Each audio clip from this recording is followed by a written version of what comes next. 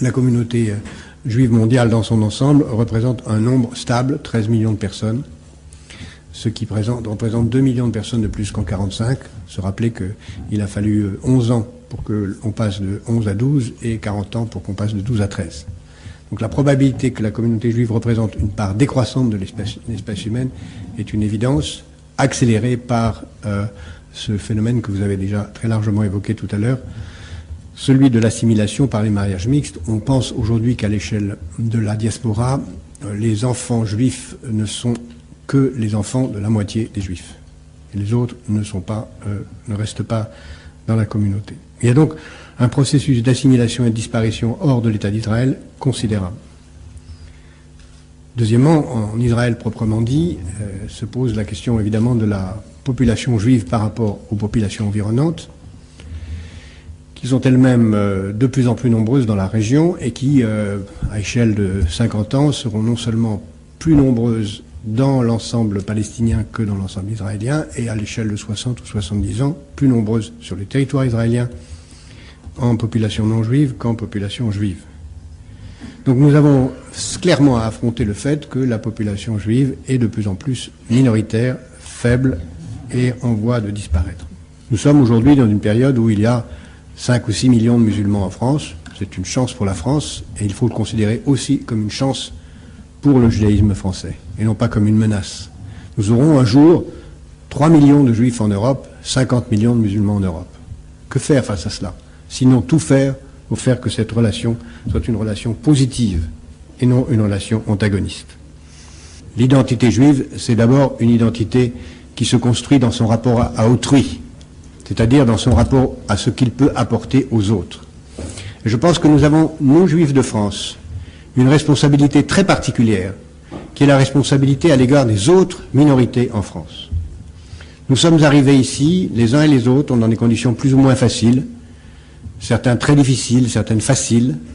Nous savons ce que ça signifie d'être considéré comme étranger, nous savons ce que c'est que d'être considéré comme des gens mal acceptés. Nous devons aider les autres. Nous devons à tout prix aider les autres.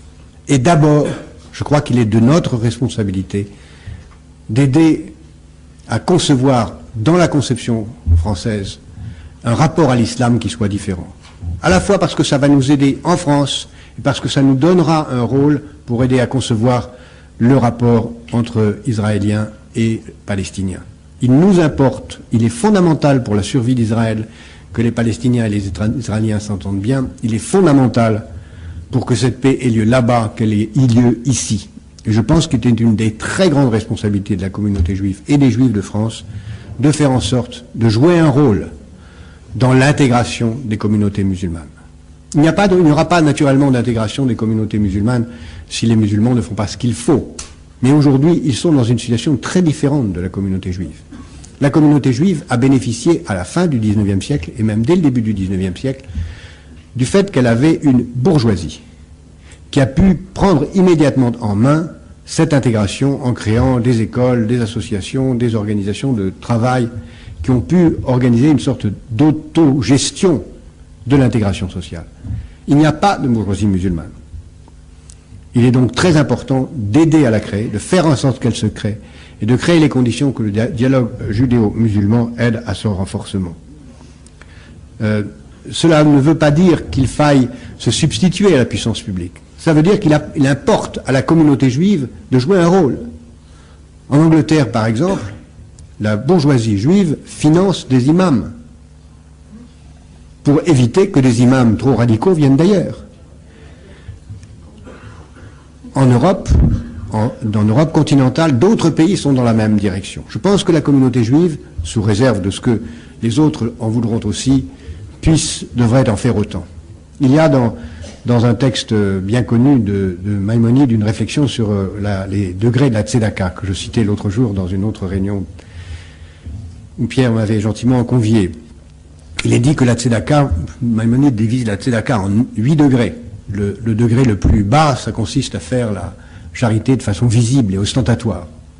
Le 7e degré le plus élevé, ou presque plus élevé, ça consiste à financer les entreprises de ceux qu'on veut aider pour qu'ils soient libres. Et c'est d'ailleurs, si je peux me permettre, ce que nous sommes quelques-uns à faire aujourd'hui.